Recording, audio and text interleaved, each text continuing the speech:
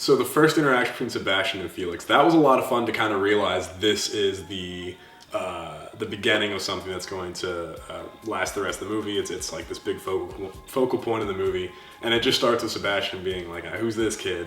And not really caring, as he hasn't really ever cared.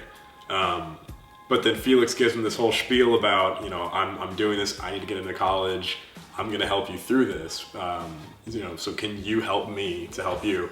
And that's the big tipping point that kind of leads to the rest of the movie unfolding from that one interaction where Felix is like, help me help you, and Sebastian is just, okay, fine. And from there, it all unfolds. And you can kind of get a sense of that from Sebastian exposing a little bit of vulnerability at the end of the scene when he says, there's this one thing I do need help with, I guess. He admits that, I do need help, I want help. And it all just expands from there. So it's a bigger scene than I think it shows itself to be. I think that my favorite shoot this time around was when we shot the montage of Felix and Sebastian getting to know each other better over tutoring. John and I were improvising things to say, and it was fun. It was like we had a little bit of script, but we also just added stuff as we went along. But John is just...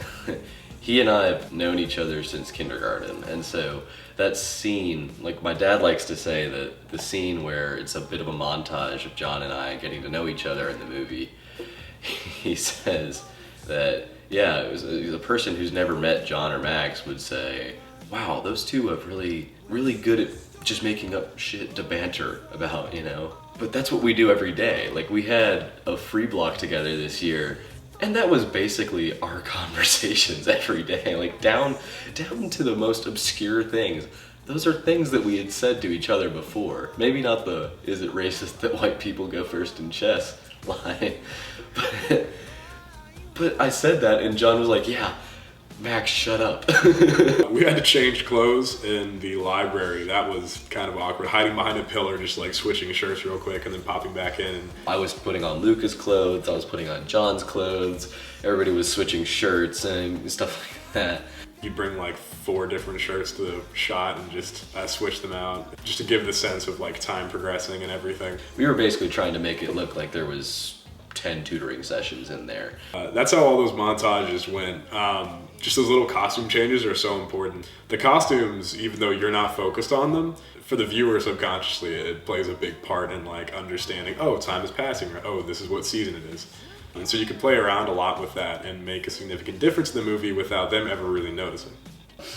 Which is why I'm seen in just a plain white undershirt and John's seen in a plain white undershirt. And it's not like anybody would actually wear that to school, but it's a montage, so who cares? And that was fun because, I had a long day at school and I was kind of going into it. I think John and I were both kind of like, yeah, now we have to do this. And then at the end of it, we both kind of left and were like, yeah, that was pretty fun. When we shot in the high school, we basically were working with completely empty hallways, and we were supposed to make it look like it was, between classes. And I don't know if you've ever been to a high school between classes, but the halls are pretty clogged with people. But we literally had 0 people in the school while we were shooting. So we basically had to bring everybody ourselves. And so we obviously had the leads who were doing their scenes, right? But in the background, we tried to fill the halls as best we could.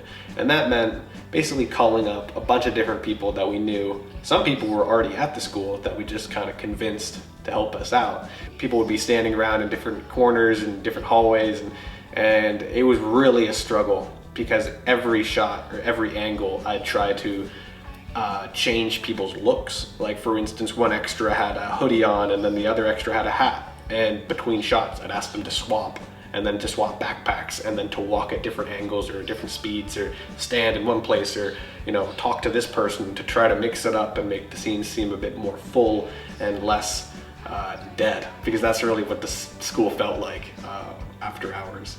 And I'd like to think that in certain scenes, specifically the one where the school body is supposed to be voting for their prom king and queen, I'd like to think that those scenes kind of felt more alive because we had so many extras on set that were so helpful, and I'd really like to give them credit because without them it would have looked pretty bad. And in fact, we did try to shoot some small bits without extras and it just looked terrible. So thanks to them for really taking 5 hours out of their afternoon to come to the school to pretend to be students, which, you know, you don't think sounds very fun, but I definitely could tell a lot of them were having a lot of fun, which I'm thankful for. I'd have to say that the hardest scene to shoot collectively is probably due to inclement weather. When we were up on the Monticello High School parking lot, filming the scene, and we filmed a couple different scenes up there, but in this particular day, it was really cold, really windy, there's a lot of traffic going by, and so, you know, the audio issues meant we have to keep on doing it over and over and over again as everybody got colder and colder and colder. I didn't need to be at that shoot in the school parking lot, except for one thing where I was just like walking across, and I don't know if anybody's ever noticed, but I don't actually have a backpack, and I'm supposedly leaving a tutoring session, and I have a backpack in the scene directly before it. So there's a bit of a continuity error there, but it's all right because I don't think anybody would have noticed. So I was there for like 2.5 hours. I didn't really have to be there except for 5 minutes. It was probably about 30 degrees. It was dipping below freezing, and if you live in Charlottesville, that's pretty cold. Just enunciating was difficult, and kind of making that chemistry seem natural was difficult. It really amplified any issues that anyone would have naturally with acting, and so that, in addition to having to do it over and over again, that was a tough day. So there's a reason everybody's bundled up, and like in the scene where Sebastian breaks up with Mallory, you can see that both of their noses are red. And there was kind of a sense of urgency to get that scene done because everybody was like, I just want to get back into the car with the heat. And, you know, but like I said earlier, Chloe was there. She didn't have to be there. She was just there to meet everybody. And that was my first time meeting Chloe, and I think it made everybody invested in the movie more, because it was like, if I had to shoot that scene for 3 hours in below freezing temps, and this movie sucks, no. But I will say it was not the worst shoot we've ever had, because the worst shoot we've ever had was by far the last shoot of Land of the Free.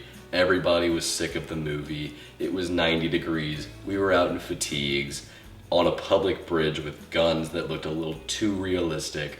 There were a couple people who only had a couple lines. They were out there for 4 hours getting eaten alive by mosquitoes. And there were some actors who never acted with us again because of that shoot. I think Jack Kircher brings his own brand of uniqueness to Justin Boyle and Letterman. You can kind of see his unpredictability, I guess, in his interactions with Trevor Dyer, the other kind of almost comic relief jock. You really get this more developed idea of how much Justin likes to toy with people. He's not a one-dimensional, thoughtless, bad guy monolith. Like with Jack playing it, he's able to show kind of a more diabolical aspects to Justin Boyle, as you see him inviting Sebastian to that party, as you see him interacting with Joe Spader's character Trevor.